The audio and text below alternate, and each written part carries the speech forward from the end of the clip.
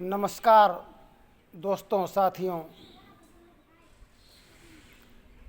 कहहि सुनहि मुदित मन, मज्जहि मन अनुराग। लहहि तनु चार फल, साधु समाज परियाग।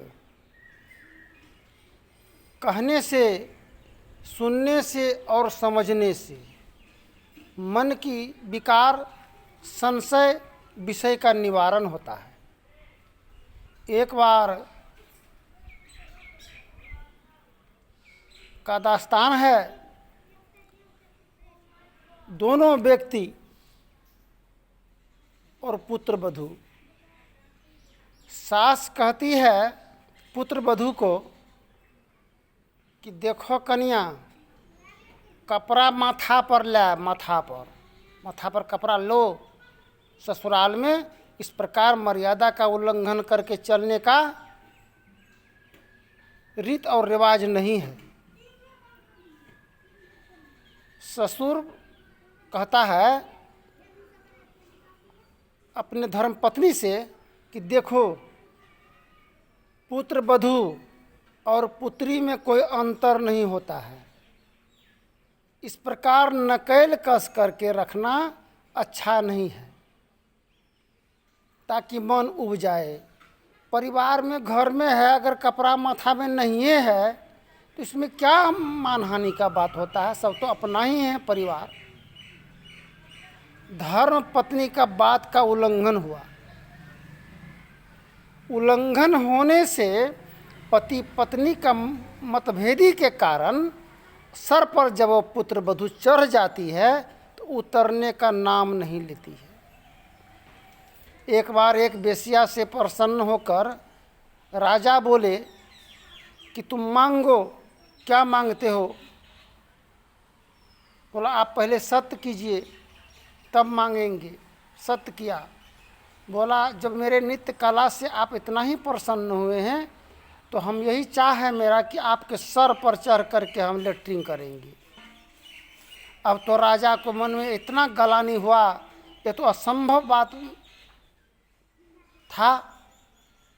अब गुरु के पास में कर्ता करे सो कर न सके, गुरु करे से होय, तीन लोक नौखंड में गुरु से बड़ा न कोई। गुरु के पास में गए, बोला इस समस्या का निवारण कैसे होगा। हम तो वचनबद्ध हैं। सर पर लेटरिंग की बात बोल रही है नर्तकी। बोला कोई बात नहीं है इसमें हड़बड़ाने का। उसको एक ही शर्त बात रखना कि लेटरिंग करना है तो करो, किंतु एक बूंद भी अगर पेशाब अगर गिर जाएगा तो सर कलम तुम्हारा किया जाएगा। अब कोई भी अगर लेटरिंग के लिए जाएगा तो सर्वप्रथम तो पेशाब ही होगा। अब वेश्या हार मानी और इसका छानबीन और खोज किया गया तो पड़ोसी देश का ही दुश्मन लगा हुआ था जो इस प्रकार घृणित कार्य करवाने के लिए तत्पर था। तो गुरु का ज्ञान से इंसान का जीवन का कल्याण होता है। आत्मज्ञान न होने के कारण इंसान पशु के समान है। आज घर और परिवार में पुरुष का जो दुर्गंजन होता है। अब पुत्र वधू को अगर विचार अगर है भी कि हम ससुर का भी सेवा सत्कार थोड़ा बहुत करें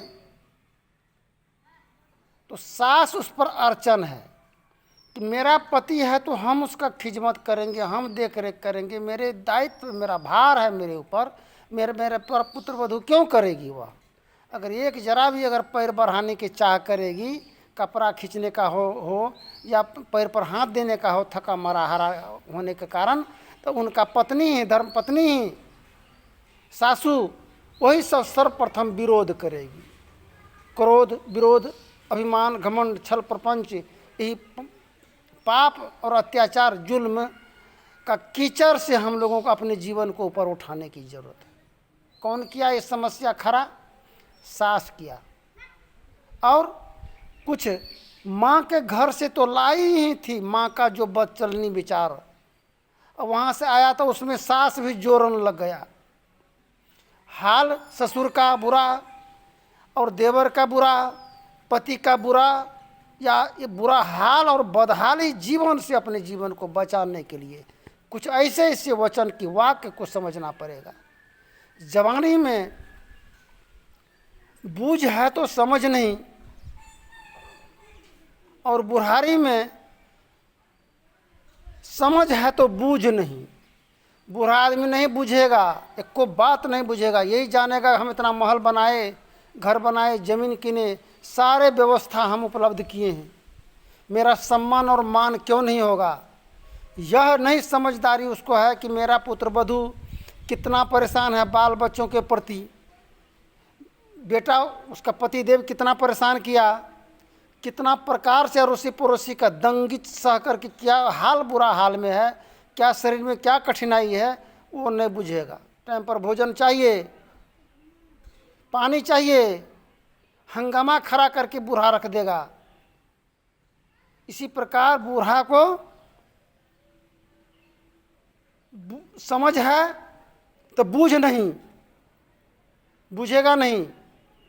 जवानी को बूझ है तो समझ नहीं, वो जानता है कि ये धन कमाना है, बाल बच्चा को पढ़ाना है, ज़मीन खरीदना है, मकान बनाना है, इसके लिए कि भाई का कत्ल क्यों नहीं करना पड़े, कितना जीवन का अरमान को आघात पहुंचाना क्यों नहीं पड़े, समाज के साथ बुरा व्यवहार क्यों नहीं करना पड़े, लोगों पर अत्याचार जुल्म ढाना क्यों नहीं पड़े, लेकिन धन चाहिए। अगर ऐसा बुराई धन से अगर बाल बच्चों का परवरिश किया जाए तथा अपने पत्नी और माता पिता का भी भोजन का व्यवस्था उपलब्ध किया जाए रत्नाकर के तरह समान, तो कैसा असर पड़ेगा उसके जीवन में। आज जब से इतिहास की पन्ना पर दर पन्ना को उल्टा पुल्टा करके देखा जा रहा है तो मार और धार और दंगा और से भरपूर ही जीवन रहा है। संत महापुरुष जगत संसार में जब भी आए हैं जीवन का उद्धार और कल्याण के लिए आए हैं। थोड़ा बहुत झंझट अगर मर जाता है परिवार में तब पुत्र वधू क्या कहते हैं कि आप हमको इतना बात, ससुर को कहती है कि आप इतना बात कहते तो हम कहाँ कहते हैं। और ससुर भी वैसे था, हे अर्थ थर, वो रार कम नहीं था। बोला क्या कहते हैं, बोलो बोलो खोल करके। इसका मतलब क्या हुआ, हम तुमको बुरा कह रहे हैं, बोलो वो भी बुराई का बात को रखो। पुत्र वधू का मन ठंडा, बोलता ओ आप जो चाहते हैं वो नहीं होता, इसलिए मेरे ऊपर में बरस पड़ते हैं, रह रहे हैं। बोला जो जवानी में जब नहीं चाहे, अब तो तुम्हारा शरीर तो थक करके तुन्नी तुन्नी हो गया है, अब तो चलने फिरने के काबिल भी नहीं बचा है, इतना रोगग्रस्त हो गए हो, अब क्या चाह तुमसे होगा। चाह गई चिंता गई, मनमा है बेपरवाह, जिसको कछु नहीं चाहिए वही मानव है सहनशाह। जो भी गृहिणी पुत्र वधू सब पूजा पाठ करने में मशगूल रहती है, धूमन अगरबत्ती दिखाने में, फलाहार करने में, एवं प्रकार से जो सास ससुर माता पिता और पति को तिरस्कार करती है, वैसे हजारों हजार घरों में डायबिटीज का बीमारी है। जो ससुर को खाना नहीं दे करके अपने दूध मलाई घींचने में लगी रही, माँ ससुर माता पिता तड़प करके रह गया, बेटा भी नहीं पूछा कि मेरा माता पिता का भोजन दिए कि नहीं दिए, क्या खाया कि नहीं खाया, श्रवण कुमार के समान। आज वैसे घर परिवार में हर प्रकार की रोग से ग्रसित हैं जो डॉक्टर भी इलाज करने में असमर्थ है। आज उसका इलाज इंसान हर मानव के अंतर ही प्रा है इलाज करने के लिए, इलाज का व्यवस्था। सतगुरु चरण टहलरित करिए, नर्तन के फल यही है। जुगन जुगन भव भटकन बीते, अब भव बाहर लेहू हो। पशु पक्षी कृमि आदि योनि में भर में वो बहुबार हो, नर्तन अभी कृपा करी दिन हो, अब प्रभु करो उबार हो। एवं प्रकार से उबारण और निवारण का व्यवस्था इस शरीर के अंदर में, दुख इस जीवन से आया तो मिटाने का भी सारे ही व्यवस्था इस जीवन में है। जब तक कृपा प्राप्त नहीं होगा, बड़ों का आशीर्वाद प्राप्त नहीं होगा, तो डॉक्टर का दवाई और सफलता का भी कामयाबी नहीं हो सकता। एक बार बीमार पड़ गया बूढ़ा सज्जन ससुर, सोचा भात चावल दिया खाने के लिए, खाना अच्छा नहीं लगा, नहीं खाया, थोड़ा पानी पी करके रह गया। सोचा कि नहीं नहीं बिस्कुट ये खा लेते हैं, चाय पी लेते हैं। एक बार बिस्कुट 5 टका का बिस्कुट खा के चाय पिया था, फिर दोबारा बिस्कुट खाने के क्रम में 5 टका दाम था बिस्कुट का। बताओ कहते हैं सवेर में तो बिस्कुट खेबे किए हैं और अभियो खाइएगा बिस्कुट।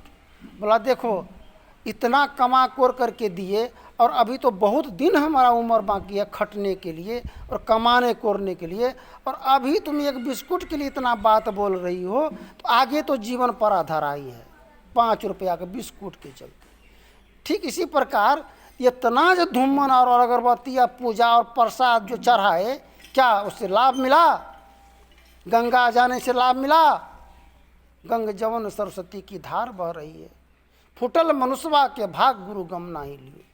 ये तो सेवा टहल विचार के अंतर्गत चलने से जीवन का सारी समस्याओं का समाधान और निवारण होता है। धन्यवाद। जय हिंद, जय भारत।